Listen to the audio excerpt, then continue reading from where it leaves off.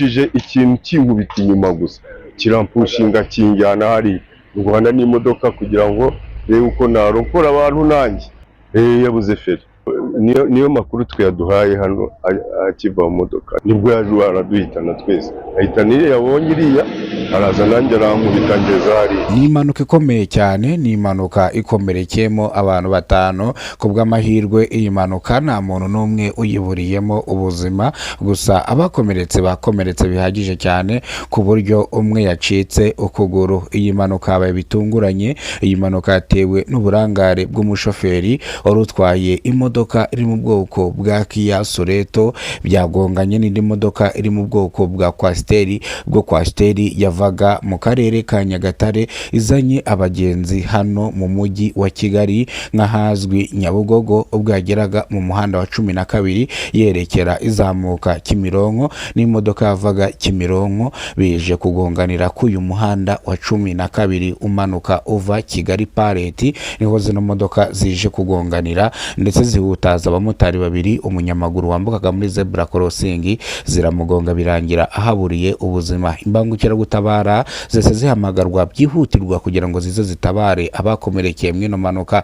Imbangukiragutabara habanje haza imwe iza yirukanka itadwiyambitse, ihageze isanga inkomere ni nyinshi. Mu gihe iri kugerageza guhagarika iva ry'amaraso kuri bano bakomeretse, bahise bahamagara indi mbangukiragutabara nayo yaje itarwiyambitse kugira ngo itabare bano bakomerekeye mwino manuka. Ku bw'amahirwe nta muntu wigize upfira mwino manuka, ariko abakomeretse bakomeretse bihagije cyane. Umwe yacitse ukuguru, undi ugutwi kuvaho, undi ukuboko nawe kwaremaye, buze ngo abandi bahindutse inyama, gusa hari amaraso menshi cyane. Bityo rero imbangukiragutabara zaje ziruka kugira ngo zicungure bano bakomeretse. Ku bw'amahirwe nta muntu wigize witaba Imana mw'iyi manuka.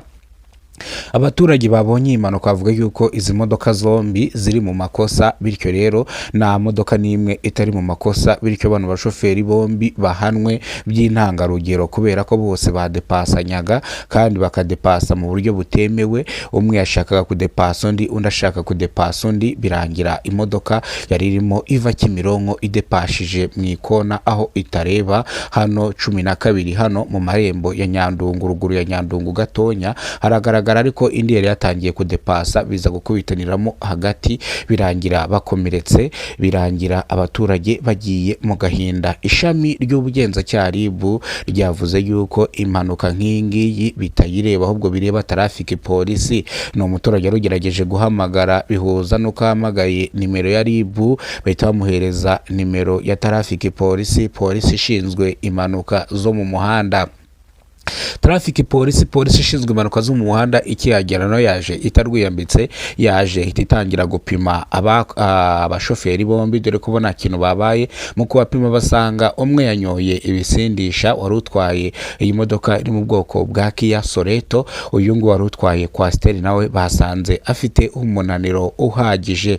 Mu gihe bapimye impanuka bahise bamburwa perime zabo. Uyu ngo wari utwaye ikinyabiziga yanyoye ibisindisha we bahise bamujyana kumufunga, imodoka yo bayitera breakdown. Sasa bavuze yuko uyu wundi usigaye wa Kwasiteri agomba kujya kudekarara sirasi ikazavuza abantu bakomerekeye mwino manuka. Kandi ikindi bavuze yuko nawe afite umunaniro ukabije. Ikindi kampanyi akorera itangire ikorerweho isuzumwa impamvu abashoferi babo bagira umunaniro kuba gutwara ibinyabiziga bituma bakora impanuka.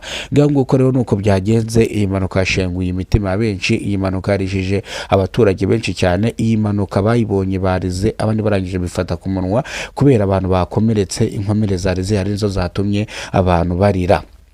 Abantu bavuze yuko bano bashoferi batwara ibinyabiziga banyoye bisindisha, bityo birukanka baba bari mu gifuri, bakirukanka batazi aho bari kujya. Kandi polisi ishinzwe impanuka zo mu muhanda traffic polisi yavuze ko uzatwara ikinyabiziga yanyoye bisindisha bityo azahanwa by'intangarugero, ihazabu rya miliyoni ndetse n'igifungo cy'amezi 6. Bityo rero uyu wari utwaye imodoka ya Kia Soreto yajyanywe gufungwa, ariko avuga yuko izi nzoga zimurimo atazinyweye uyu munsi, ahubwo izi nzoga yazinyweye yanyweye nijoro bityo zikaba zikimurimo, bityo aravuga yuko we atasinze inzoga zimunukaho cyangwa inzoga zagaragaye mu gipimo ntago ari iz'ako kanya. Nabo babibonye ko atari iz'ako kanya, ariko bavuze ko ari kubanza cyangwa agashaka umushoferi umutwara aho kugira ngo atware inzoga ari hangova agifite umunaniro kandi anasinze. Bino rero biteza impanuka zikomeye cyane. Kugira ngo n'abandi batazabikora, yajyanwe arahanwa hazabu rya miliyoni ndetse anafungwe n'amezi 6.